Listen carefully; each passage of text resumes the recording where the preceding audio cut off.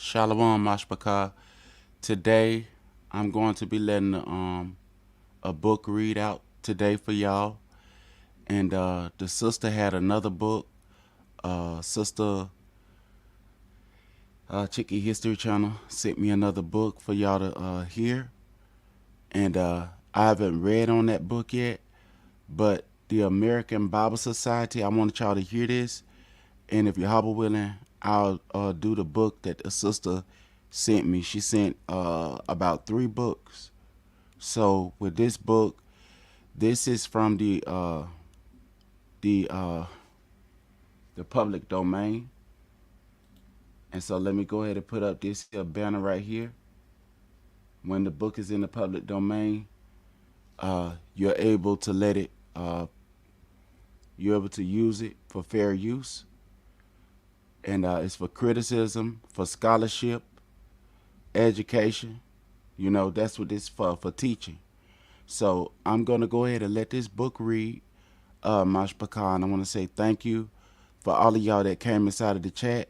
I'm not gonna let the whole book read today, but I'm gonna let the book read, and if y'all were willing, I have sessions on this one and on others. So without further ado, as the brothers say, I'm finna go ahead and let it get in. Now this is the American Bible Society. All right. So Mash Pecan, here we go.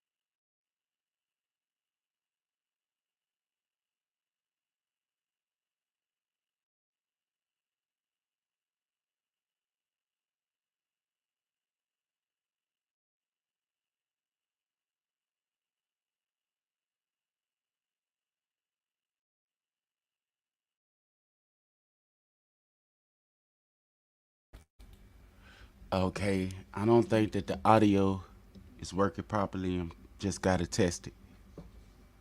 Okay.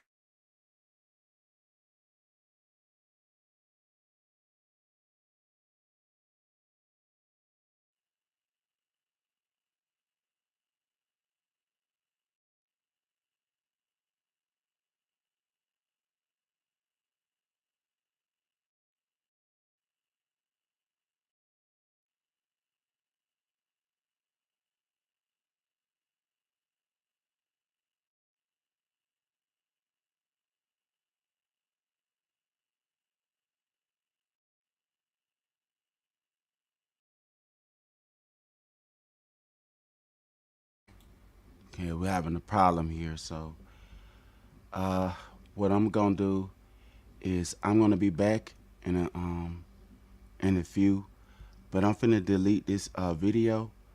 So if y'all came, I'm gonna be reading the book called The American Bible Society. I tried to let the book read itself, but it won't allow it to read. So forgive me for the technical difficulties. If Yahweh willing, I'll be back, and if not, then it wasn't His will. But uh, I wanted y'all to see some of the things that I saw inside of this book. So what I'm gonna do is I'm gonna read some of the book so that you could get an understanding of what's going on. Okay, the book says, well, this is the preface. The preface. It says, will feel constrained with anxious solitude to review the whole ground of the procedure. Then at least will all the material facts in the case and the arguments on both sides of the question be in requisition by the present dominant party. The disinterested public will also be disposed to learn something of the manner in which important trusts of a very delicate and sacred character are discharged. Let me put it on the screen for you.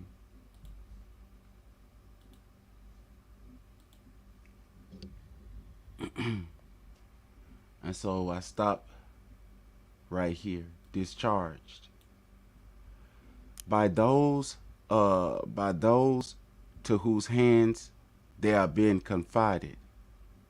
Our great benevolent institutions are deservedly attracting a large share of public attention, and they require to be watched, if not of public attention, and they require to be watched, if not with suspicion, at least with sleepless vigilance. But they cannot be watched without light. The amplest uh, formation is requisite. I got an issue. I can't read like that without skipping pages. They cannot be watched with light without light.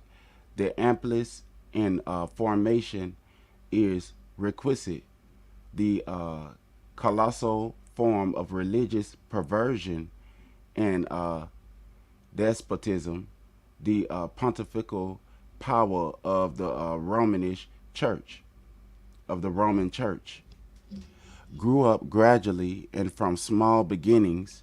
The first wrong step may have been regarded as insignificant, certainly not more alarming than forbidding to translate a few words of the Bible into the language of the people. But it went on, and why should it? Not by the same principle, to a practical denial of the whole word of Yah to the people. The only safe course is to resist evil in the beginning at the very threshold. So I'm finna go back up here to where they say Roman. Okay. So we see here that the Romans, where is it? Right here. The Romans and I looked up something in the public domain about the what they call the Inquisition. With the Inquisition, and the only people that I saw that was being bothered with was people of the white race, or what they call themselves now. And so it made me wonder, okay, if the only people who had trouble during that time was people who were of the white race, then how come there is no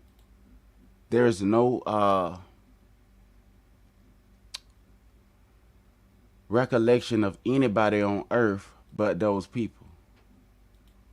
And when you think about it right now of what's going on, it seems as if nobody on the planet has any hope except for them people that has been the greatest, one of the, what they say, the only people who deserve to have anything on this earth. So I'm going to play you a little bit of this. This is also in the public domain. And this is them speaking about the trouble that's going on in the Inquisition when it was Spain and Portugal dragging Negroes into slavery.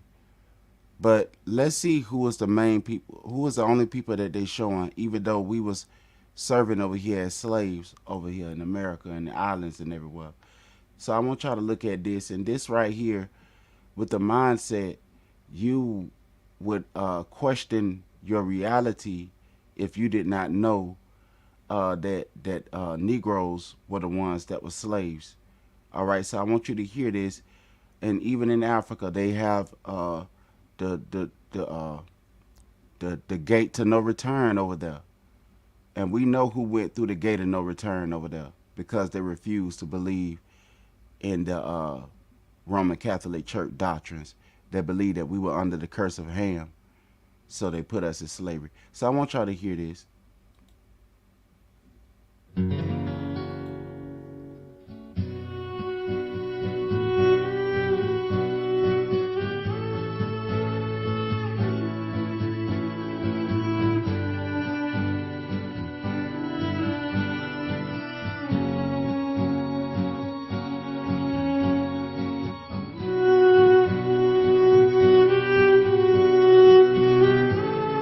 From their awful sin, 600 their faith. The Holocaust, which was an unspeakable event in terms of its horror and suffering against the Jewish people, in which 6 million people were put to death, literally liquidated.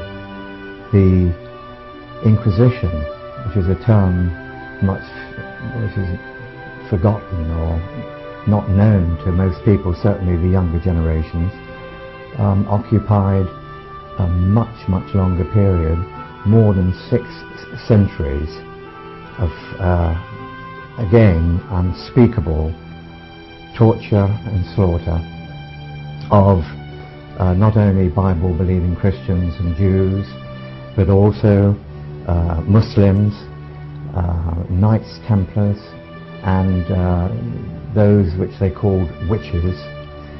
It involved tens of millions of people, possibly as many as 50 million, according to reputable and trustworthy historians. Many people are not even aware of the term Inquisition. It is that period of 605 years where the Church of Rome, in a methodical, organized way, tortured Bible believers and others so that they would give up their faith and trust in Mother Church and not submit to a personal faith in Christ Jesus alone by His grace. The Roman Catholic Church began the practice of suppressing heresy long before the 12th century. To the Roman Church, anything that did not agree with their system of religion was a heresy and must be suppressed. However, before the 12th century, those so-called heretics were typically individual street preachers or small groups of Bible believers meeting together in various locations and scattered throughout the land. Consequently, the church had no structured system for the suppression of heresy. The process was sporadic and slow. There was no real pattern or standard method for dealing with the heresy or the heretics, but that was about to change. In the 12th century, a phenomenon occurred, the likes of which the Catholic Church had not dealt with in the past. In southern France, scores of people were becoming Bible believers. Groups like the Albigenses were rapidly spreading throughout the region. This heresy, as the Roman Catholic Church called it, was growing at an alarming rate. If the Catholic Church was going to suppress this heresy, it clearly needed a new and systematic method of dealing with heretics. That new method came with Pope Innocent III. With the army of the Crusades at his disposal, and offering land to all who would come and fight this heretical movement in southern France, Innocent III was determined to suppress this growing menace of Bible believers, and he would begin with the Albigenses. The Inquisition actually, if we wanted to put a date on it, began in France. An interesting group of people called the Albigenses. The Albigenses were a remarkable people and with a remarkable civilization, culture, and moral good standing and good lives, and they had cultivated a wonderful agricultural life based on the biblical principles, and they had many cities across France. Albi is one of the cities even there to this day. Of course, it's not Bible believing anymore, because the way in which they were obliterated was in brutal torture and in the loss of life. And this was really the beginning of the Inquisition. All right. So now, they said that was the beginning. So now I want to take y'all somewhere. I want to take you here. Make sure I'm heard. All right, I'm going to take you here again. Let me take you back to, because sometimes you got to go back to the drawing board. So I'm finna go ahead and take you back to history, so we can have some proper dialogue, fam. All right. So let me go ahead and share this. Here we go. All right, now let's see what was going on in Spain and Portugal. All right, this is the Inquisition. Slavery in Spain can be traced to the Canaanites and Roman eras. The word there for Phoenician, this word is the way that the Greeks called the people in the land Canaanites. That's the Grecian way to say, that's the Greek way to say Canaan. The Canaanites and the Roman eras. All right. And ancient Hebrew is named this right here. It's named Canaan. And Roman eras. The 9th century, the Muslim Moorish, the word there for Moorish means black. The black Muslims, the Moorish rulers. So the Muslim black rulers, Moorish rulers, and the local Jewish merchants traded in Spanish and Eastern. So listen at what was going on. Jewish merchants traded in Spanish and Eastern European in the 16th century. The history of Spanish enslavement of Africans. Y'all see this? Began with the Portuguese captains. All right. So y'all see this. Anteo, I think, I don't know how to say that, was a 15th century Portuguese explorer who was the first European to capture Africans in Rio do Ouro region. All right, so you see here, look, slavery in Spain can be traced to the Phoenician, that's what they call ancient Hebrew, and Roman errors. Okay, so who was they bothering with? So we're going on down to here, the Northeast Africans. Africans began with the Portuguese captains and Nono, I don't know how to say that, in 1441. So save this right here, 1441, in your memory, 1441. The first large group of African slaves made up of 235 slaves came with Lancorete, I think, de Freitas 3 years later in 1462. In 1462, Portuguese slave traders began to operate in Seville, Spain.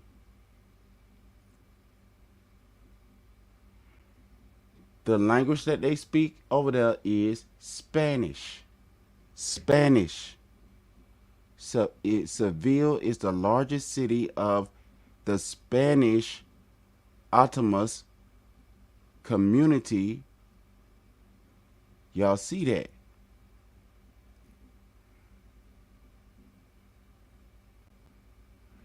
During the 1470s, Spanish merchants began to trade large number of slaves. Slaves were auctioned at market at cathedral and subsequently were transported to cities all over imperial Spain. The Spanish Empire, sometimes referred to as the Hispanic monarchy of the Catholic monarchy, was a colonial empire that existed between 1492 and 1976. The conjunction with the Portuguese Empire is ushered in with the European Age of Discovery. It is portioned in with this is the same nature of people. So when you seen Christopher the Columbus come to America, he's from the Spanish Empire, Hispanic monarchy, Catholic monarchy, 1492, 1976, in conjunction with the Portuguese Empire. It unearthed in the European Age of Discovery.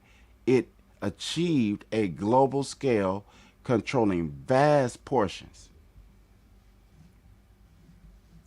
So y'all see that. This led to the spread of the Moorish, African, and Christian slavery in Spain. So you see the religions that they use.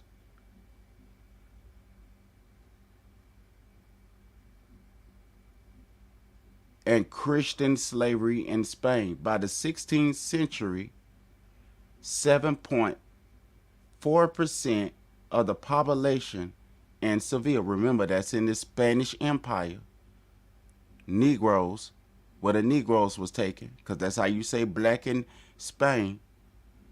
Spain were slaves. Many historians have concluded that the Renaissance and early modern Spain had the highest amount of African slaves in Europe. After the discovery of the New World, America, see the head, the Florida, you see all that? They called this the New World. Forced labor and slavery. The term New World is used to describe the majority of lands of Earth's western hemisphere, particularly the Americas. The term gained prominence in the early 16th century during Europa's Age of Discovery, after Italian explorer Amerigo Vespucci published the Latin language.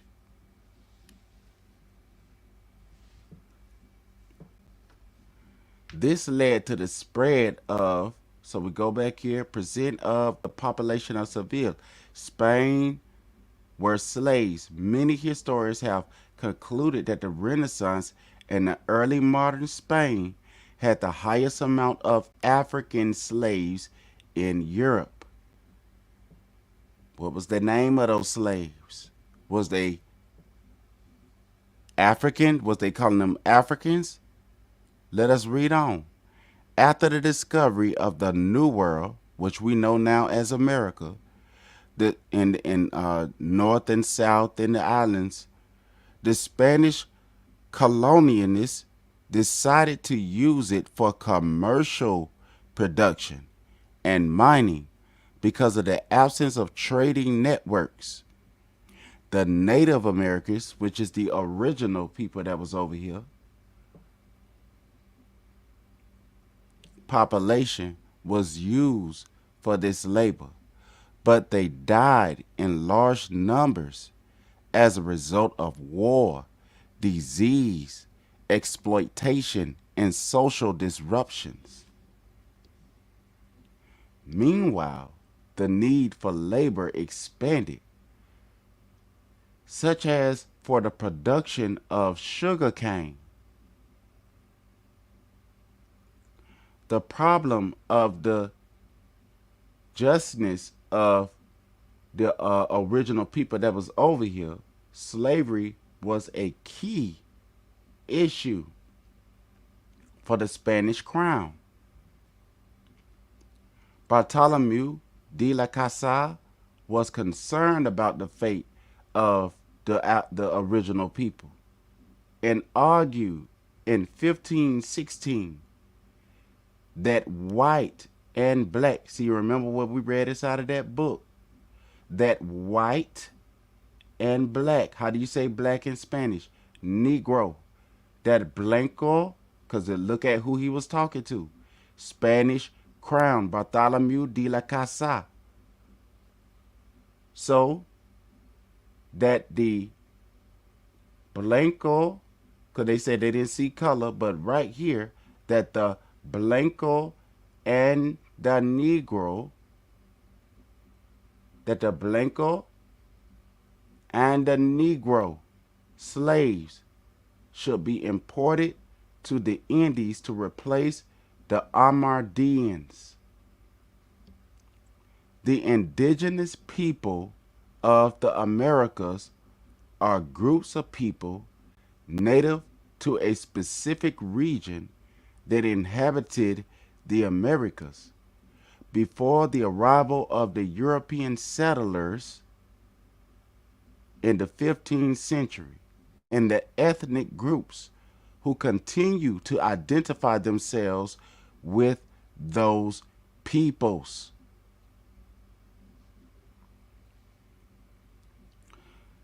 So the slaves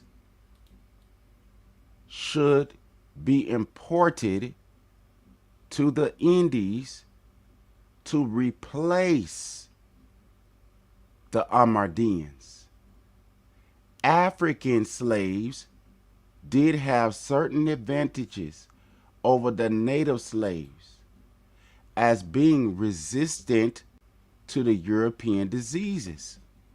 So the genome makeup and the bloodline of the Africans was resistant to the European diseases and more familiar with agriculture techniques. So the Negroes did not come to America dumb without any knowledge of agriculture. And they had techniques. The preference led to the development of the Atlantic slave trade war, because we are not slaves. So that was a war against your liberty. The Atlantic slave, I say Atlantic because that's how you say it in Greek. But that word for the Atlantic, it means the Ethiopian Ocean. The Atlantic slave trade, or the transatlantic slave trade war, involved the transportation by slave traders of enslaved Africans, Ophirians, people, mainly to the Americas. The outfitted European slave ships of the slave trade regularly used the triangular trade route, its Middle Passage. And you see right here who they had as cargo.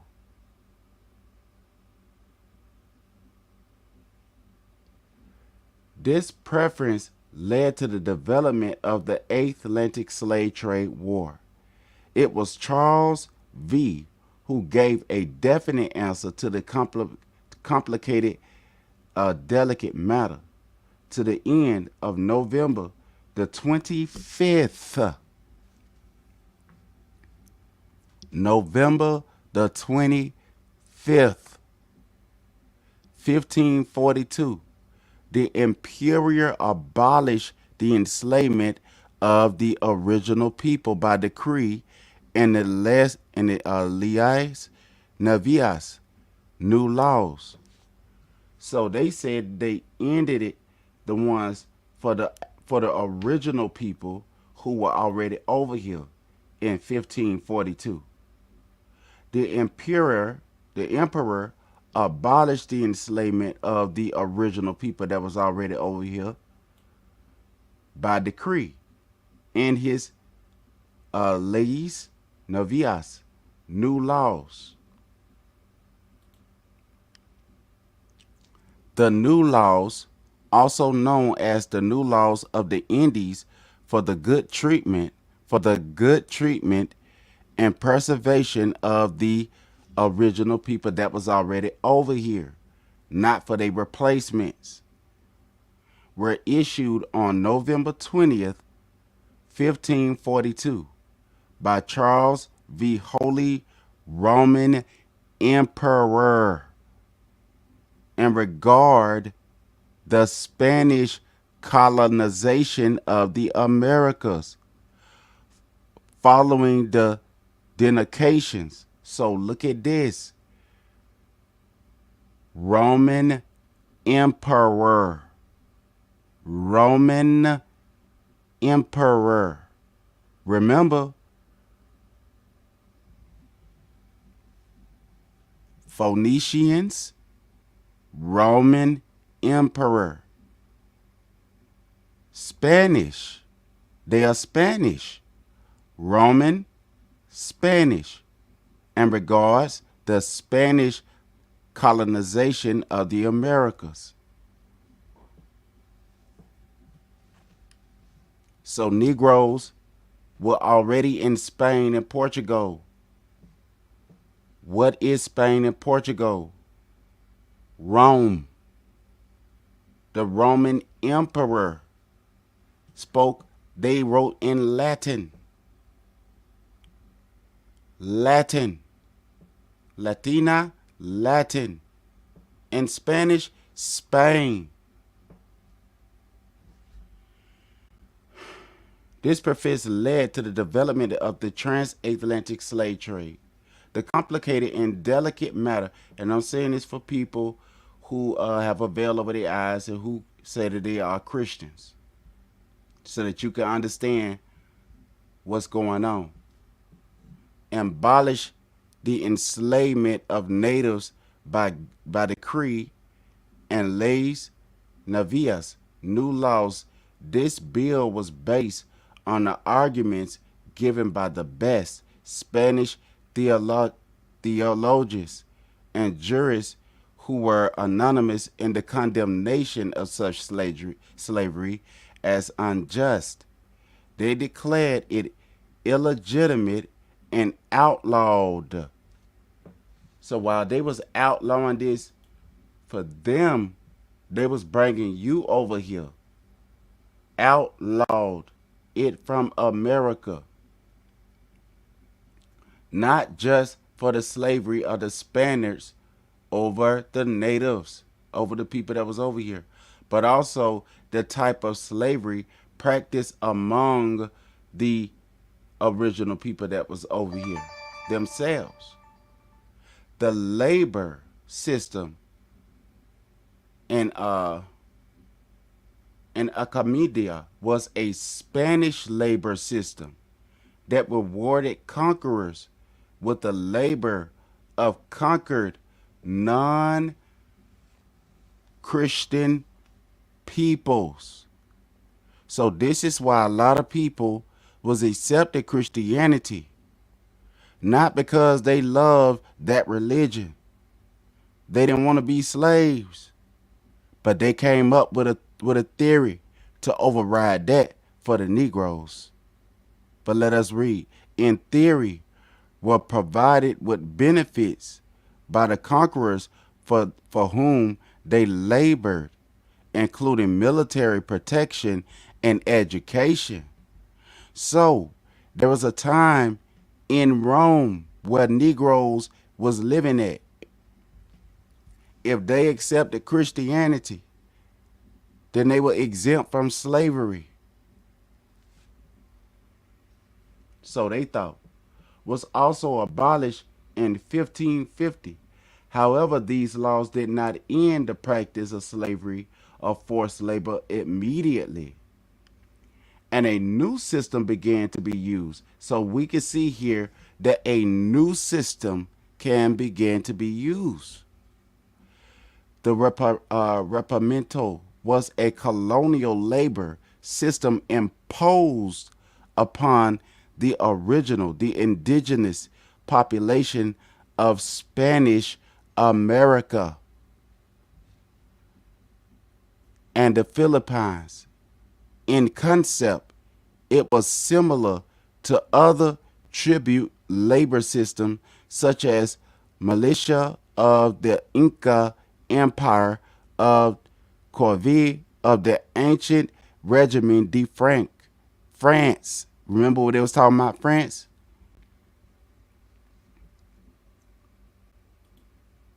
The Milita of Peru.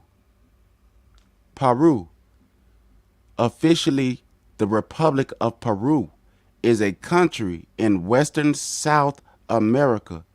It is bordered in the north by Ecuador and the Colombia, in the east of Brazil, and the southeast by Bolivia, and the south by Chile, and the south and west by the Pacific Ocean. Peru is a mega diverse country. It's a mega diverse country. Eventually, the system too was abolished due to abuses. By the 17th century, forced indigenous labor continued illegally, and black slave labor illegally. So it was against the law to enslave the indigenous, and it was deemed as legal to slave the ones that they say is African, because they said that they knew how to cultivate the ground and stuff. So they justified it, even though they just said with a forked tongue that they disbanded it because of the cruel practices of that slavery.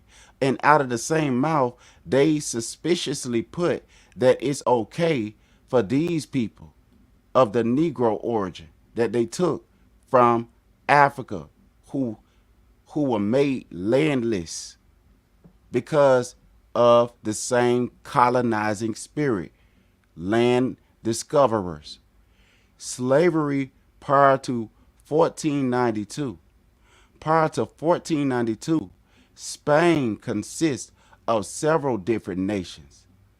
Different categories of people were enslaved in each, and slavery was conducted under different regulations.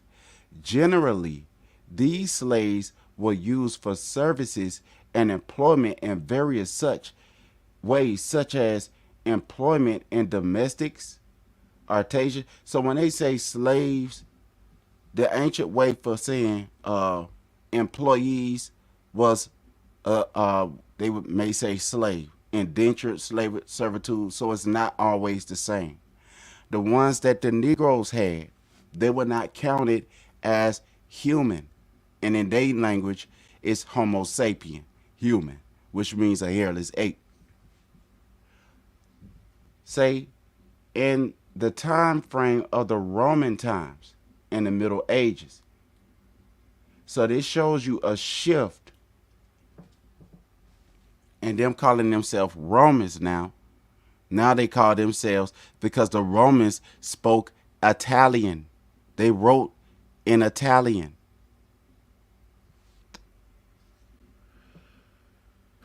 The percentage of the slave population was minimal.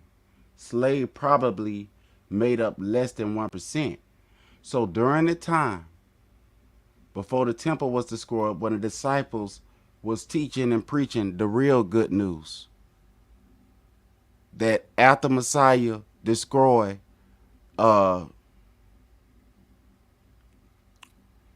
Nebuchadnezzar's dynasty, all of that big statue, they was teaching the word of Yahweh. They wasn't teaching the law was done away with. When nobody being enslaved like that during that time, then 1% of the population of Spain. So y'all see this?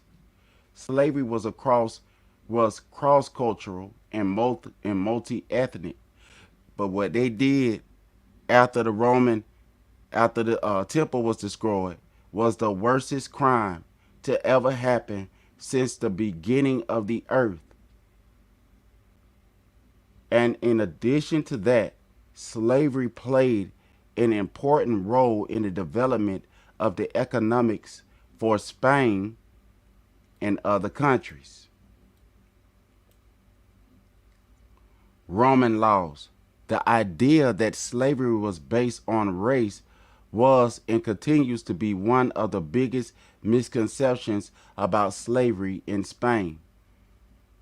But we just read up here that they want to make sure about the white and the black races in the 1441. The largest group of African slaves, made up about 235 slaves, came with the so let me go up here a little bit, and we're going to find that again, because I saw that and I know that y'all saw it as well. The rulers of local Jewish merchants traded in Spanish and Eastern European Christian slaves. Spain began to trade slaves in the 15th century, and this trade reached its peak. And they just said that they were selling Africans. They didn't say that the European slaves, indentured slaves, had the same issues that the African slave had.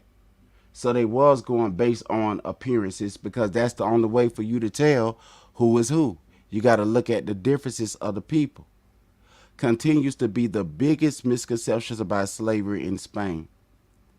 Phillips Jr., William D., in the history of slavery in Iberia, challenged the idea that, so who is this guy right here? Who is this guy right here that said that? And what's his background? Anyway, let's keep on going.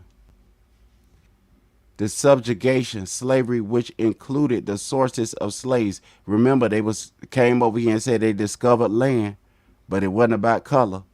But they discovered land, and they knew the difference between who should be able to participate and not being a slave master. Their conditions and possibility of liberation, and slave gangs for agriculture and other purposes. So I'm finna copy his name before I get up off of here. Because even though that book didn't go through like I wanted it to, I'm not going to leave you here without nothing to eat on. The Romans made large uses of slave gangs for agriculture and other purposes. So now let's look this guy name up here. Let's figure out who he is. Who is this here?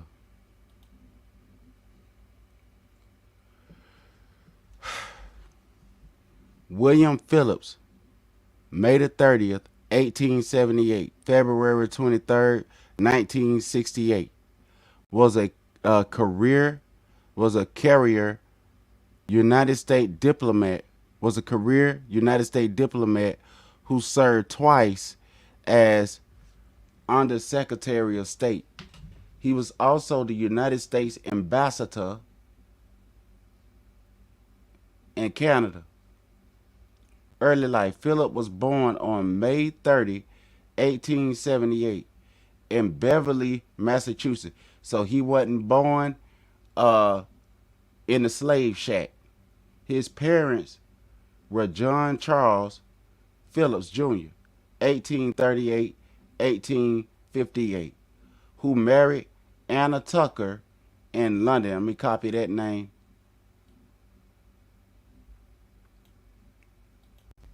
In London and England on October the 23rd, 1874. His older brother was John Charles Phillips. There go his older brother, John Charles Phillips. Looky, looky, looky. John Charles Phillips was an American hunter, zoologist, ornithologist, and environmentalist. He published over 200 books and articles about animal breeding, sport hunting, killing innocent animals, wildlife conservation, fauna surveys, and systematic reviews. 1876, 1938. My granddaddy was born in the 1930s. A prominent zoologist. If I write down what my grandmother may tell me about my granddaddy's history, then it probably won't get as much publication. And people probably ain't gonna take it serious for some odd reason. An environmentalist. He had two sisters, Anna Tucker Phillips. So wait a minute here. Anna Tucker Phillips. And here's another Anna. Wait a minute. Who was married to Ronald Boylan. Boylan, so they had the right to get married? First high-ranking officer of the United States Army to be killed in combat in World War I. What was World War I about, fam? See, this is the stuff we need to start looking into. A corporate lawyer by vocation. He became an early Army aviator and the organizer of both of the first units in what ultimately became the Air National Guard. He was born 1877 and 1918. The first American officer killed in World War I. And Martha Phillips, who was married to Andrew James Peter. Look at here. Andrew James Peters was an American politician who served as the mayor of Boston and as member of the United States House of Representatives. He is today's best remembered for being a suspect in the death of Star Faithful. Him. Very strange indeed. Very strange indeed. Philip was a member of the Boston Brahmin. The Boston Brahmin of Boston elite are members of a Boston historic upper class. They are often associated with the cultivated New England or mid-Atlantic dialect and ancient Harvard University Anglicism and traditional British American customs and clothing, descendants of early, let's click it here, upper class. They are associated in the descendants. The phrase Brahim Castle of New England was first coined by Oliver Wendell Holmes Sr. of the physician and writer in the 1860 article. So this guy writing books and everything don't look like he had a bad life. So let's go back. And we trying to figure out who is this guy here and the people that was around him to figure out what was his mindset. The congressman and the former mayor of Boston, Philip was a member of the Boston Brahim Phillips family, and his ancestors included John Phillips, the first mayor of Boston, and his great-grandfather, Wendell Phillips, and the abolitionist, and his granduncle, and Samuel Phillips Jr., and John Phillips. So it looked like to me that they sure enough been able to keep their names in the good records of themselves. Founders of the Philip Academy and Philip Exeter Academy. He was a descendant of Rev.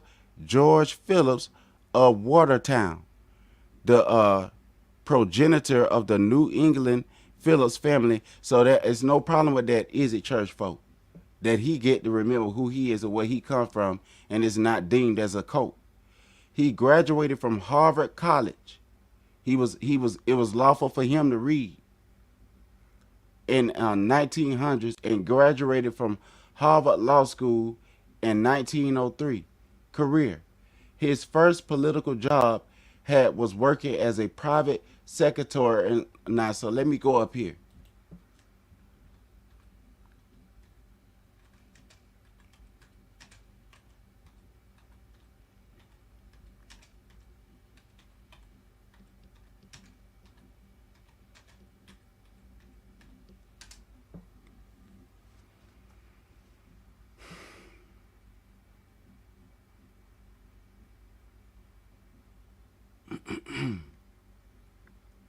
I'm finna read this and I'm finna get up out of here. Oh, Yahweh. I spelled it wrong. There you go. Yeah, I forgot the E. All right. All right. Known as Green, was about Pittsburgh. He was insulted that his players were not allowed to use. Okay. Here you go. The anti-literacy laws in many slave states. There he go. Before and during the American Civil War affected slaves. Freedmen. A freedman is a person who has been released from slavery or usually by legal means. Historically, slaves were freed by men in submission and emancipation, and self-purchase. A fugitive slave is a person who escaped enslavement by fleeing. So they called you a fugitive if you just got away because they thought you had a mental illness for not wanting to be no slave on no plantation. Shalom, Sister Naomi. But if they freed you, like if you didn't take it in your own hands and try to get away from them or nothing, then they deemed it as that was lawful. But it was unlawful for you because you ain't had no rights to just get up and run away because they said you were mentally ill if you ran away from a slave plantation or somebody whipping you all the time and taking advantage of the women and all that right there and bed bucking you and do all type of stuff they want to do and making you work without pay and all type of stuff. But you was retarded if you ran away. But the smart ones, they called it, is the one that stayed and waited, and some of them died without being freed. But anyway, in some cases, all people of color. So they say people of color. So did these people automatically become Negro when they came over here to America? Shalom, peace and blessings to you, sister. Live, love, life with Nitya. I like that new name, sis. So they thought you was retarded for running away, just trying to get away. Like some people, when you innocent and somebody call the police on you and you try to get away from them, they say that you are a fugitive. You're a fugitive. They still say that. They say that, right? Some laws arose from concerns that literacy is the ability to read and write. So who is these people that they said couldn't read or write? So you see where it say the green at right there? You see all that green? So we're going to figure out who was these Portuguese in them selling.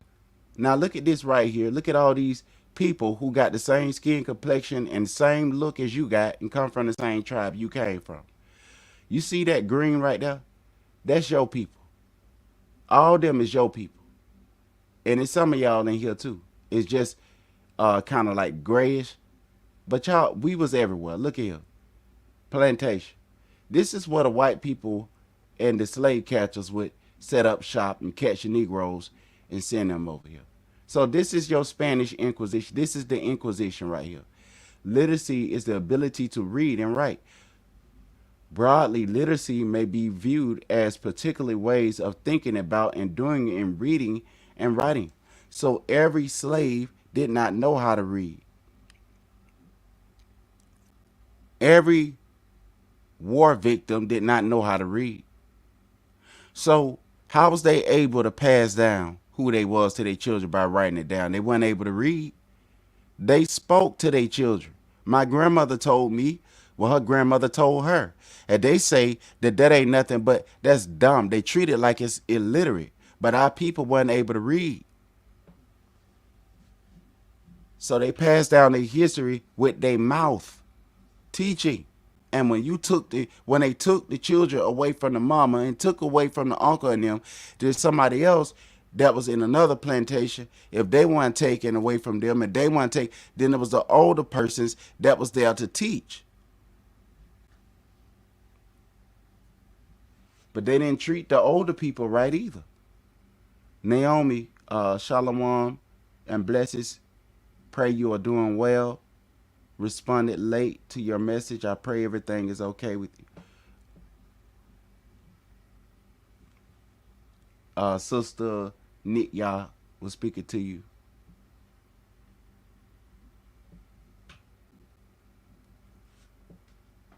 With the purposes of understanding and expressing thoughts or ideas in writing form and some specific context of use. In other words, humans, Homo sapiens, hellish apes, in illiterate societies, where you can't read, you can't learn. Even in your islands, see the islands what I was speaking about? Look at all of these Negroes who are not able to read, even in Spain and Portugal, even in France. Look at even in the middle of the East. Look, even in in Kemet. Look, even in the so-called middle of the East. Look it, even in Sub-Sahara. Look it, even in West Africa. Look it, even up here. Look right here. And around the Kenya area.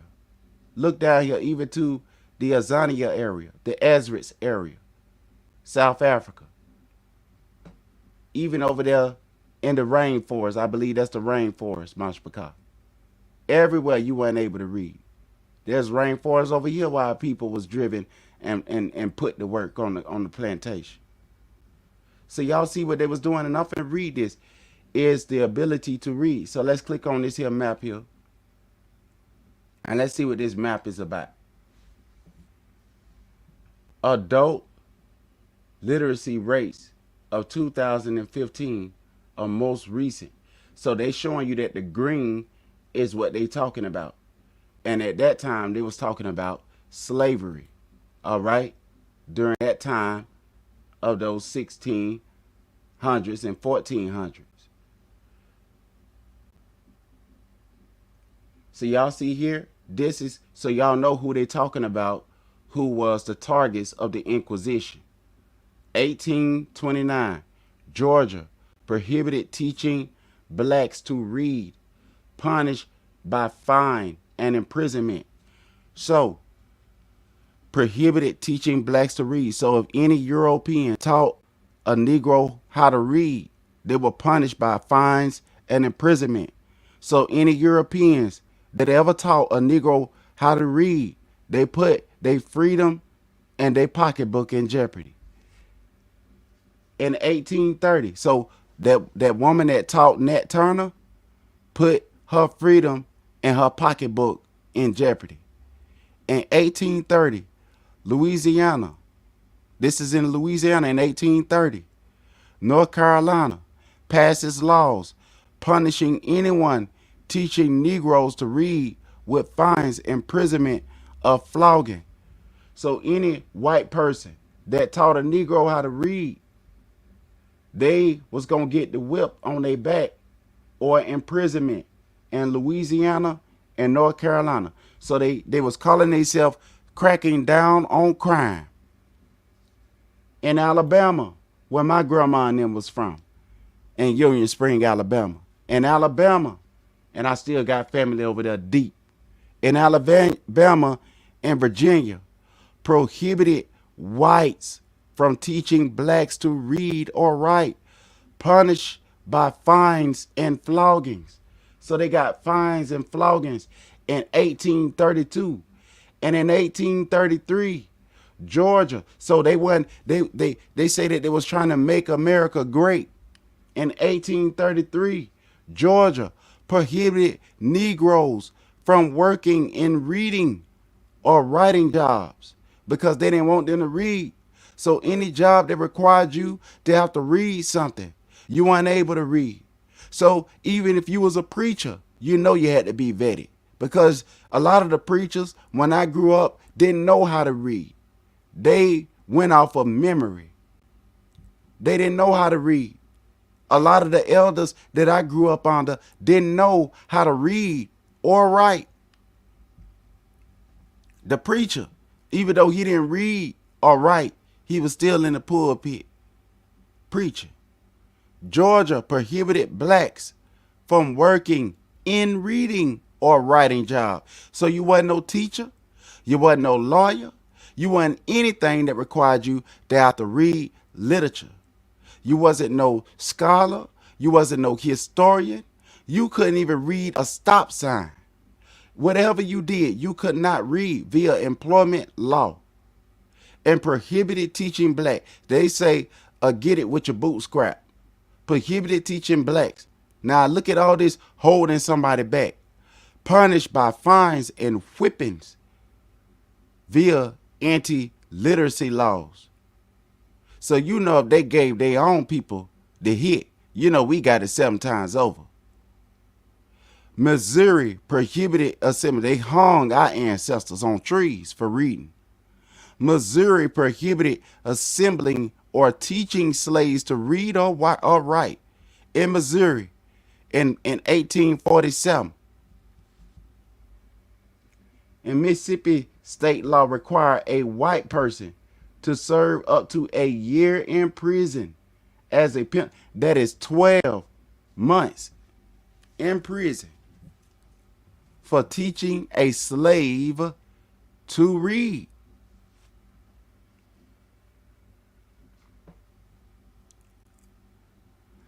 In the 19th century, Virginia law specified very assemblage. This is the 19th century, of Negroes. You know, those people who was taken from the Spanish and Portuguese merchants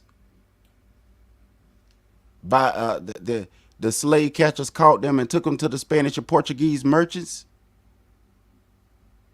You know what they called them at the beginning of this reading? For the purpose of instruction in reading or writing. So it say in the 19th century, Virginia law specified. So how come my granddaddy and them, a lot of our grandfathers and them couldn't read?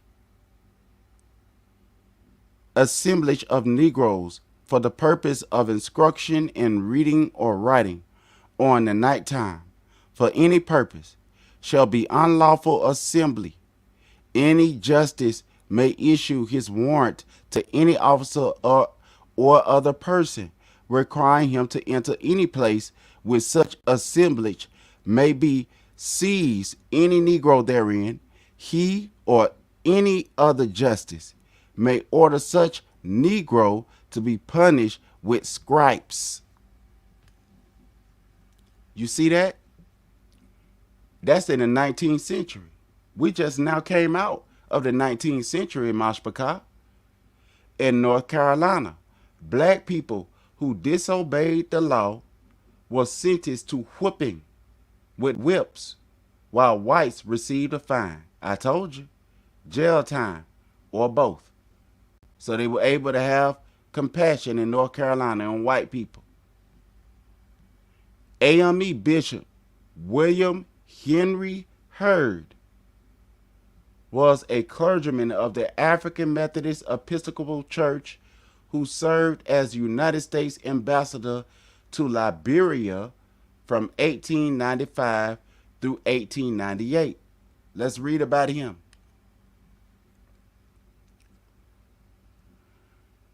Remembered from his enslavement. They say slavery never happened, but William Henry Hurd had a whole different thing, and he was born before they got their foots wet. Remember from his enslavement childhood in Georgia,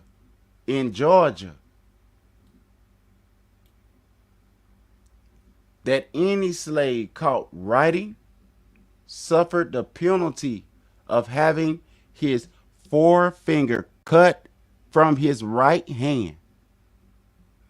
Other formerly enslaved people had similar memories of disfigurement and severe punishment for reading and writing. Oh boy, so when you a preacher, a real preacher, you really, really was in danger if you knew how to read and teach the people what the Bible really say. Arkansas, Kentucky, and Tennessee were the only three states. Arkansas, Kentucky, and the United States before 18. So maybe you need to check over there to the people over there. See if they remember anything about your ethnicity. Did not enact a legal prohibition or educating slaves. It is estimated that only 5% to 10%, okay, so that's a low number, of enslaved African Americans became literate to some degree before the American Civil War. So it wasn't even a lot of our people that was able to read. Slavery.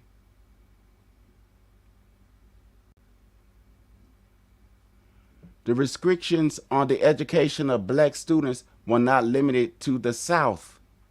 While teaching blacks in the North was not illegal, many northern states, counties, and cities barred students from public school. This is the reason why they was barred from public schools.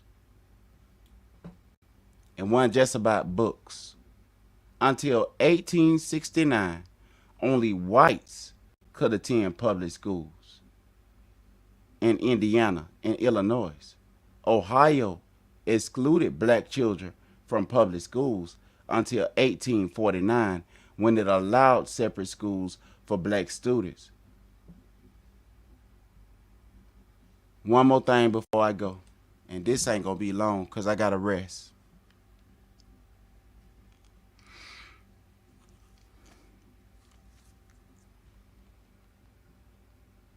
Language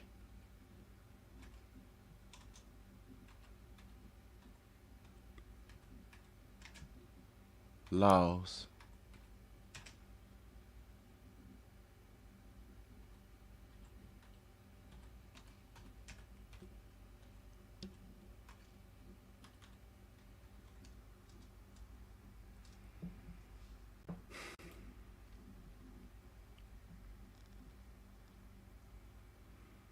All right.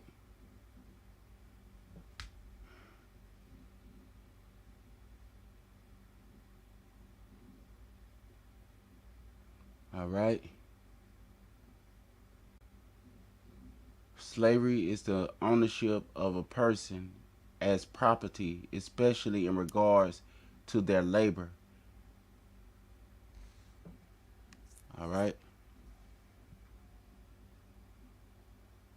That should have popped up at the top.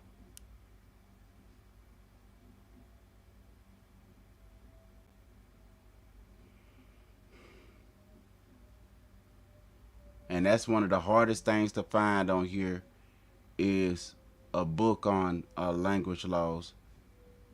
All right. So let me just...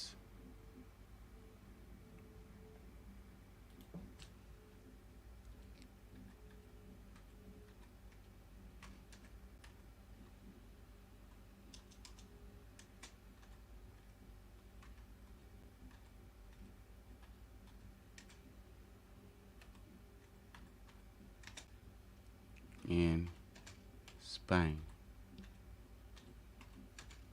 in 14th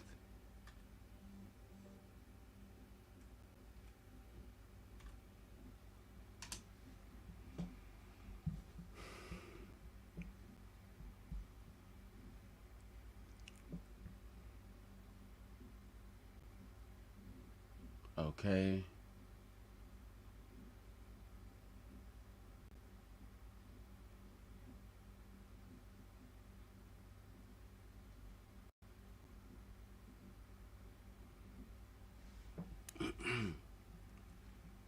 Let's just click in here. So I'm gonna read this and then I'm finna get off here, family. All right, so I don't know if this is gonna be the one, but I'm finna read it and hopefully they'll put something in there. All right, freedom of worship direct here. For painting, see freedom of worship and painting. Freedom of religion or religious liberty is a principle that supports the freedom of individual or community, in public or private, to manifest religion or belief in teaching, practice, worship, and observance. It also includes the right not to profess any religion or belief, or not to practice a religion, often called freedom from religion. The concept of religious liberty includes, and some say requires, secular liberalism and excludes authoritarian version of secularism. Freedom, religion, let me see.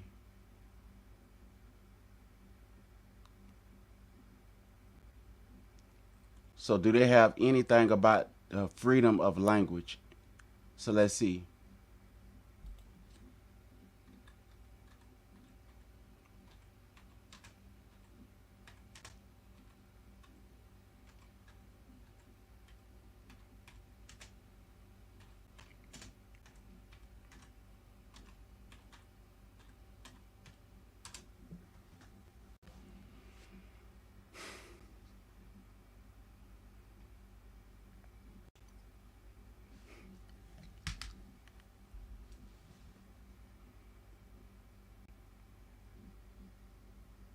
All right.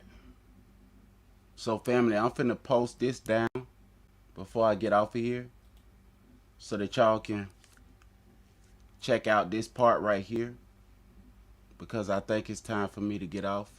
I've been on here for a good for some good time. I want to say thank you, Sister Nick, for coming, and I posted that up there for y'all. That's right, dark areas. And it's strange, sister, how all this history and things that we know has happened to us as a people, and when you look up key things that happened to you that you know that our people suffer and suffer right now today, you can't even hardly find a book. You can't even hardly find a book, because they made sure our ancestors couldn't read or write. So they passed down our history verbally with their mouth. And nowadays, a lot of us is saying that that's old phobia, that's this and that and the other. And we trying to tell everybody to get with the get down, get with what everybody else doing, simulate, leave all that. They want you to be deaf, dumb, and stupid, and run head forth into a world not knowing who you is. And to some people that may be unimportant information. I was remember doing some study on animals, how in the Garden of Eden, I'm not sure if the Bible said that no animals ate meat.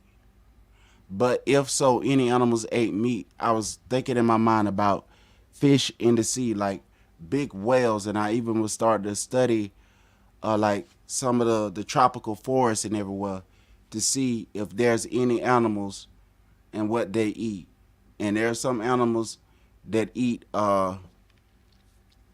there's some fish in the water that got a strong mouth, and they eat the peanuts that pop and they fall out of the tree, and they chew them and eat them. Fish. And then you got whale sharks in the ocean that don't eat meat, but they eat vegetables, and they one of the biggest fish that we know of in the water. Okay, so when you look at that right there, if you were not able to go down in the water to see those fish, and the only fish that you were able to see as a Negro was a shark, and if you was one of the persons that, if you could live to tell about it, when you got out of the water and you kept telling people that the only fish that I know about in the water is a shark. That's the only one I know. And they dive deep in the water, and they start doing studies on other fish in the water. And if they banded you from being able to read, and your ancestors, all they was passing down is that the only fish that I seen in the water that'll kill you is that big old shark, and they banded you from reading, they would be considering what your ancestors said as like some type of lunaticish person or whatever, because they weren't able to read, and they kept trying to pass down that it was some giant lizards in America, and like dinosaurs, or it was some a strange creature here and there. And if they weren't able to read, the only thing they was able to do is pass you down stories. You know what I'm saying? So we have to understand the historical context of our people in order to understand why they did what they did. They weren't able to read, not because they were illiterate.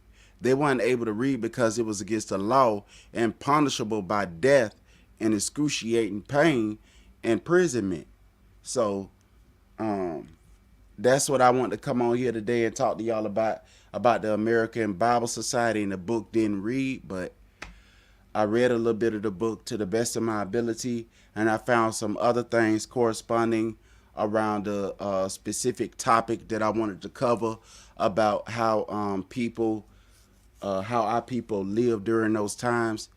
And I'm about to get off of here, family, but I'm so grateful that y'all came and listened to me going on and on and on and rambling about the history and the things that that we are facing, that we faced then, and the similarities to the things that we're facing now. And we saw that they are able to change. That history shows us that one form of slavery is able to change it to another form. So now we're under the 13th Amendment form of slavery. All right.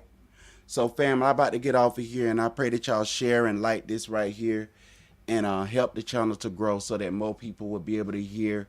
And so, as I grow and get better in my production, I want to grow with y'all as a family. And if we have any newcomers or anybody, just make sure y'all put a heart or a like so that I'll be able to give y'all a salute. And if you want to remain anonymous, you have that right. But I want to say shalom to the hearers and the keepers of the word of Allahayim. I pray that you be blessed. In Yahweh Shai's name, Amen.